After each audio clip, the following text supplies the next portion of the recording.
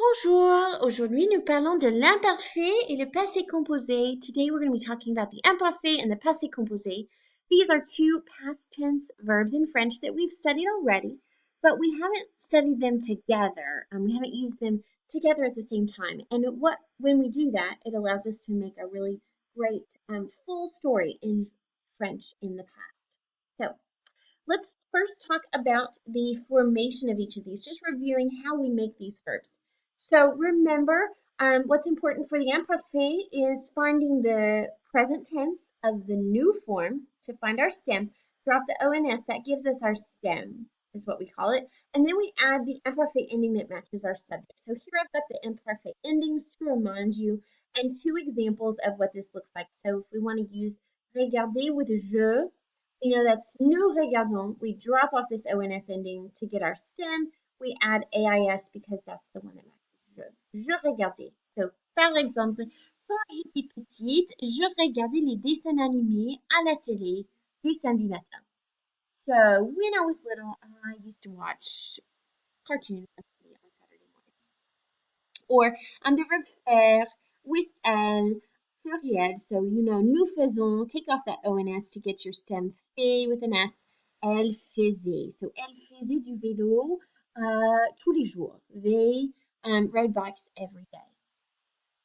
Then the passé composé, remember, is a past tense verb that has two pieces, two parts. So we need a helping verb and we need a past participle. Sometimes you'll see the helping verb also called an auxiliary verb. Those two verbs are avoir and être, and their conjugations are right here for you as a reminder.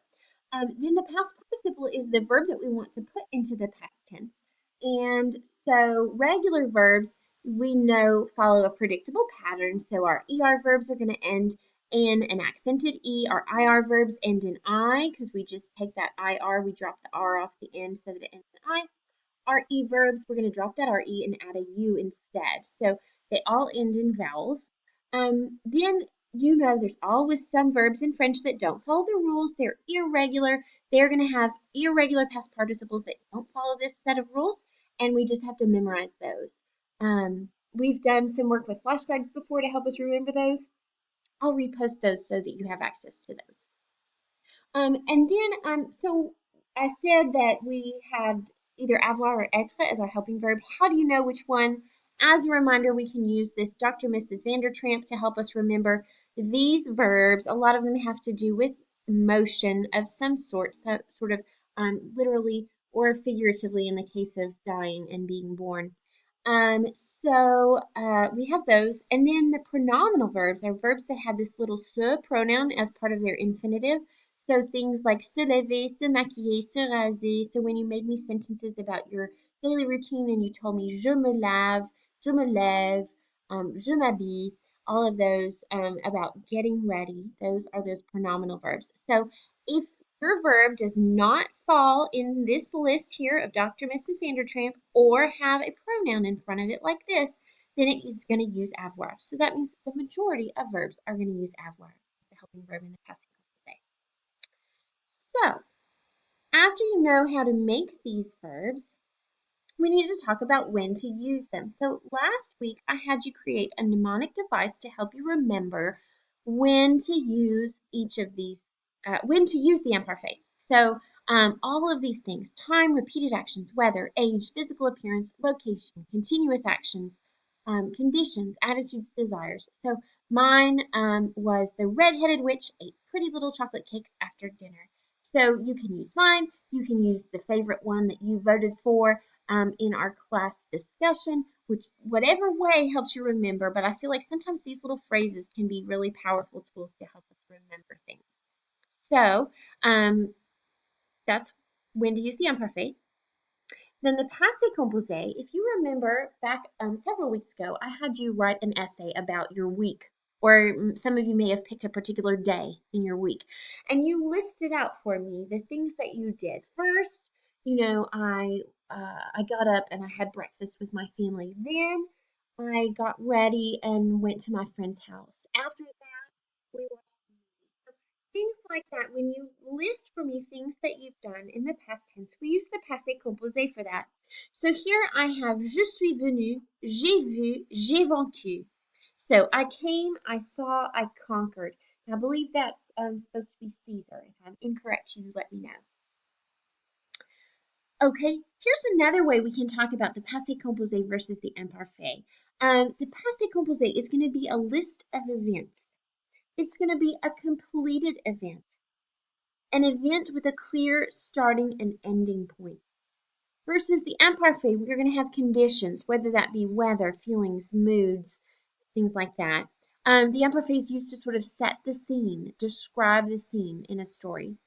The Imparfait is also used to talk about regularly occurring events in the past. So we talked about that as repeated events or habitual events. However you want to think about it, it's something that happens over and over in the past.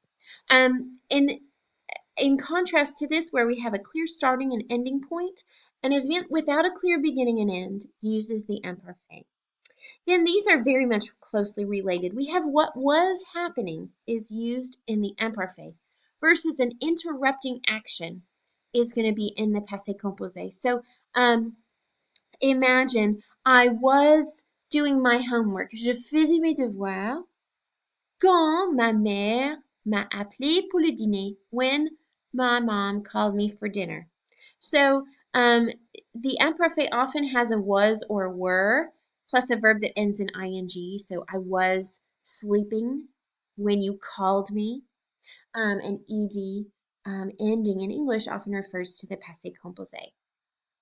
So let's look at one more thing. My little example. So here I have verbs in the passé composé using both avoir and être. And then I have a verb in the imparfait. So here's this little nail talking to another one. Et puis, j'ai entendu un grand bruit, et quand je me suis retournée, il n'était plus là. She's talking about this little guy right here.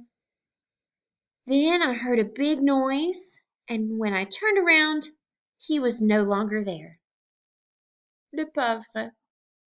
Poor little guy. All right, one more little thing I want to talk to you about is it sometimes helps to memorize keywords and phrases that tell us which verb tense is going to be used. So here's a few that indicate the imparfait. I'm going to provide you with a list, and I found a great little set of Quizlet flashcards made by another French teacher to help you with these.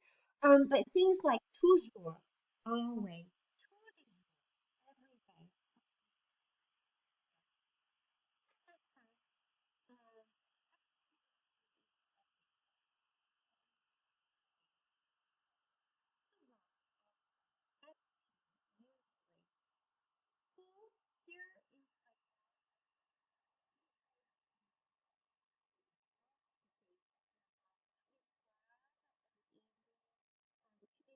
here is every summer, tous les Noël, yes.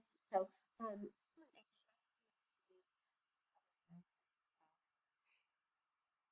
then some words that help us know that we need to use the passé composé. Something like soudain or tout à coup. Suddenly or all of a sudden. Transition words like d'abord that would allow you to relate a list. First, next, finally. Obviously, there's others that fit into this category like puis or finalement. One day, one day I woke up and this happened. Those would be passé composé.